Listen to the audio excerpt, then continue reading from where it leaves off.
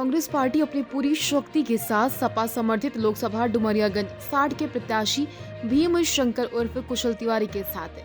इसी उद्देश्य से प्रेस वार्ता आयोजित की गई। युवा कांग्रेस प्रदेश सचिव डॉक्टर अरविंद शुक्ला ने कहा, भारतीय राष्ट्रीय कांग्रेस पार्टी पूरी क्षमता के साथ सपा समर्थित लोकसभा 60 डुमरियागंज के प्रत्याशी भीम शंकर उर्फ कुशल तिवारी के साथ। भारतीय राष्ट्रीय कांग्रेस की न्याय संकल्प कार्ड को दिखाते हुए कहा कि संकल्प पत्र में युवाओं के लिए न्याय, महिलाओं के लिए न्याय, किसान न्याय, श्रमिक न्याय, संवैधानिक न्याय एवं आर्थिक न्याय की गारंटी का संकल्प लेते हुए कांग्रेस की सरकार आएगी तो इस पर मजबूती से काम होगा। सिद्धार्थनगर के हजारों युवाओं, महिलाओं को 1 लाख रुपए वार्षिक सहायता भी दी जाएगी। उन्होंने कहा, ये चुनाव भाजपा के समाज और देश को बांटने, महंगाई, बेरोजगारी, महिलाओं, लाचारों पर अत्याचार को लेकर है। यही जनता का मुख्य मुद्दा है। सिद्धार्थनगर से दैनिक भास्कर के लिए।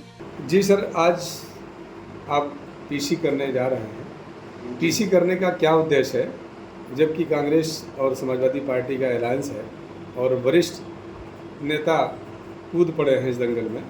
क्या कुछ कहना चाह रहे हैं आप, क्या मकसद आपका है पीसी का? धन्यवाद। आप सबसे पहले तो मैं ये बताना चाहूँगा कि ये जो प्रेस कॉन्फ्रेंस आज हुई है, ये हो रही है, इसमें इसका मेन उद्देश्य ये है कि हम यहाँ पे जो हमारे इंडिया गठबंधन के प्रत्याशी हैं समाजवादी पार्टी से, श्री भीम शंकर त्रिपाठी जी और कुशल तिवारी जी, उनका समर्थन करने के लिए, जिससे स्पष्ट जनता को हो जाए कि कांग्रेस पार्टी अपने पूरे क्षमता के साथ उनके साथ है, समाजवादी पार्टी का सहयोग कर रही है। और दूसरी बात जो है सबसे महत्वपूर्ण, कि हम क्या लेके जाएंगे जनता के बीच। तो कांग्रेस पार्टी की जो 5 गारंटियाँ हैं या 5 न्याय हैं, उसके संदर्भ में भी है ये सब आप इसमें देख सकते हैं। ठीक है, तो इसमें 5 जो न्याय हैं वो ये है, उसमें युवा न्याय है, किसान न्याय है, और नारी न्याय है, ठीक है, श्रमिक न्याय है। तो ऐसे करके बहुत सारी चीज़ें हैं, 5 हैं उसमें। मुख्यतः बिंदु जो उसके हैं वो कि हर महिला को, जो गरीब परिवार से, हालांकि भाजपा की सरकार ने RSS के इशारे पे ख़त्म कर दिए BPL कार्ड्स, लेकिन कार्ड खत्म करने से गरीबी थोड़ी खत्म होती है जी। ठीक है, तो ऐसा चिन्हित करके जो परिवार है जिनको ज़रूरत है, तो उन्हें हम प्रति माह 8,500 रुपये यानी साल के 1 लाख रुपए उनके खाते में सीधे ट्रांसफ़र होंगे, और जो महिला परिवार की मुखिया होगी उसके खाते में ट्रांसफ़र होंगे। इससे आप समझना कठिन नहीं है कि उस परिवार का जीवन स्तर सुधरेगा, शिक्षा पे वो 4 पैसे लगा पाएगा, ठीक है, और अपने बच्चों के स्वास्थ्य पे और तमाम चीज़ों पे खर्च पाएगी। महिला स्वावलंबी बनेगी, कोई उसको प्रताड़ित नहीं कर सकता अगर कोई महिला आर्थिक रूप से स्वावलंबी है तो। ठीक है, दूसरा है इसमें कि महिलाओं को जो भी है, अब शिक्षित महिलाएं जो हैं, सक्षम लोग हैं, जो भी भर्तियां होंगी उसका 50% हिस्सा महिलाओं से करा जाएगा। महिला अभ्यर्थियों को मौका दिया जाएगा, महिलाओं को प्राथमिकता दी जाएगी। 100 पद हैं, 50 महिलाओं को, 50 पुरुषों को। ठीक है, क्योंकि बराबरी की बात है, ये सिर्फ जातिगत बराबरी की बात नहीं है, ये लैंगिक बराबरी की बात है। और उसके बाद जो युवा न्याय है, इसमें आप जानते हैं कि बेरोजगारी का स्तर पीक पे है, ठीक है, ये बर्स्ट करने वाली है, बस ये जान लीजिए। तो उसमें युवाओं को जो कि 25 वर्ष की आयु तक के हैं और जिन्होंने ग्रेजुएशन कर लिया है या डिप्लोमा कोर्स किया हुआ है, उनको पहली नौकरी कांग्रेस सरकार की तरफ से मिलेगी, जिसमें उन्हें प्रति माह 8,500 रुपये स्टाइपेंड भी मिला करेगा, यानी 1 साल के 1 लाख रुपए उस बच्चे को मिलेंगे। इसके 2 फायदे होंगे।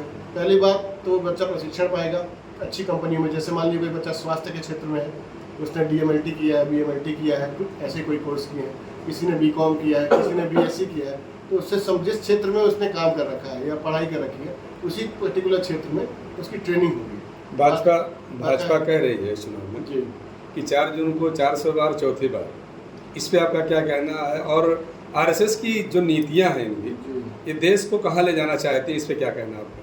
देखिए, भाजपा एक निहायत ही झूठी पार्टी है, जिस पार्टी की विचारधारा ही झूठ से शुरू होती हो, ठीक है, जैसे RSS देश और विश्व का सबसे झूठा संगठन है, जिसमें कोई नैतिक बल नहीं है। वो कॉर्पोरेट के पैसे पलता पुलता है, अपने पैसे का कोई हिसाब नहीं देता।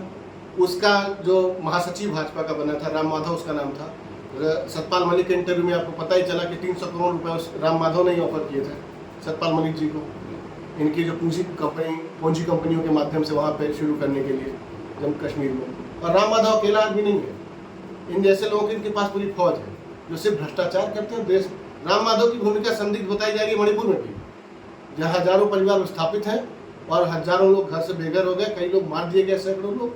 राम माधव वहाँ भी है। और इसी तरह आरएसएस के बड़े जो नेता हैं, चाहे वो इनका वो क्या सरसंघचालक हो मोहन भागवत जिसका नाम है, इनकी भूमिका भी संदिग्ध है।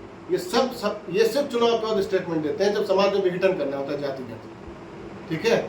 और ऐसी बहुत सारी बातें हैं। तो जैसे भाजपा के बाद 400 पार की जो बात है, चुनाव आयोग इनका बंधक है। अभी प्रधानमंत्री ने कल शब्द कहे मुस्लिम समाज के लिए, आपने सुना होगा जो उनकी जो रैली थी, जो हिंदू महिलाएं हैं उनके मंगलसूत्र पे अभद्र टिप्पणी की इन्होंने, ठीक है। तो ये सब हम लोग देख रहे हैं और देश भी देख रहा है। तो ये प्रधानमंत्री का और उनके मातृ संगठन आरएसएस का दोनों का वैचारिक स्तर बताने के लिए पर्याप्त है, क्योंकि प्रधानमंत्री अकेले ऐसी भाषा नहीं बोलते हैं, उनके कैबिनेट के लोग भी भाषा बोलते हैं, उनके एमपी ऐसे ही बोलते हैं, उनके मंत्री भी बोलते हैं, उनके मुख्यमंत्री उत्तर प्रदेश के मुख्यमंत्री की भाषा आप जानते हैं, आप ही की तरह एएनआई का एक पत्रकार गया था, क्या बोला था उसको आप लोग जानते हैं, ठीक है। और आप कहीं भी चले जाइए, ये एकदम हेमंत बिश्व शर्मा की भाषा आप जानते हैं, आप जहाँ चले जाएंगे ऐसी ही भाषा इनकी मिलेगी। तो अब 400 पार कोई बड़ी बात नहीं है। चुनाव आयोग को जेब में रखने के बाद ये अगर ये दम भरते हैं तो ये कोई बड़ी बात नहीं, लेकिन ये जान लें कि हिंदुस्तान है, सावरकर को इसने अस्वीकार कर दिया, इसने हेडगेवार को अस्वीकार कर दिया, ठीक है, इसने मोहन भागवत जैसों को अस्वीकार कर दिया, इसने इनकी शाखाओं को, ठीक है, जो लगाते हैं विद्यालय के नाम पे जो लोग बच्चों के मन में जहर भरते हैं, तो ये सब जनता के सामने एक्सपोज हो चुका है। और इनका राष्ट्रवाद सिर्फ देश को लूटने का एक माध्यम है और समाज को हिंसा में झोंकने का एक साधन है, इससे ज़्यादा कुछ नहीं है। और देश का लोकतंत्र ये कोई भी नहीं इसको डैमेज कर सकता। प्रयास भले करेंगे ये विदेशी ताकतों के साथ मिलके। अब आपके मन में ये भी सवाल आएगा कि विदेशी ताकतें कहाँ से आ गई इसमें, ठीक है। आपको पता होगा शायद, इस बारे में रिपोर्ट हुई है बहुत प्रतिष्ठित संस्थानों में कि इनके बड़े बड़े नेता आरएसएस के जाके चीन के कम्युनिस्ट स्कूलों में ट्रेनिंग ले रहे थे। अब चीन के कम्युनिस्ट स्कूलों में ट्रेनिंग लेने कोई क्यों जाएगा? इस बारे में आप लोग को इनके बड़े बड़े नेताओं से पूछना चाहिए जो अपने जिले में हैं, जहाँ भी हैं, और इनसे ये भी पूछना चाहिए कि इस बारे में मोहन भागवत तो खामोश है और दूसरे को वामपंथी कह देते हो, तो ऐसे थोड़ी नहीं चलता है। यही नहीं कहते हैं कि हमारी सरकार दोबारा बनेगी, तो ये मैं संविधान को भी बदलने की बातें कह रहे हैं, इस पर क्या कहना? देखिए, जो कांग्रेस का मैं तो बहुत छोटा सा कार्यकर्ता हूँ, तो जब मैं आपके सामने इतने मुखरता से अपनी बात रख रहा हूँ तो ये जान लें कि अभी देश में करोड़ों का कांग्रेस कार्यकर्ता है। और सिर्फ कांग्रेस को ही नहीं, अन्य बहुत सारे ऐसे दल हैं जो लोग इस देश के संविधान की रक्षा के लिए प्रतिबद्ध हैं। दुर्भाग्य ये है कि ये जनता के जिस वर्ग को भड़काते हैं संविधान के विरुद्ध, उस जनता के भी अधिकारों की रक्षा ये संविधान कर रहा है, लेकिन वो जनता को समझ में नहीं आ रहा है। कई प्रबुद्ध लोग इसमें भ्रम में हैं, जैसे मैं उसी नसों काटने जा रहा हूँ जो मेरे शरीर को सप्लाई कर रही है ब्लड, ठीक है। तो मदार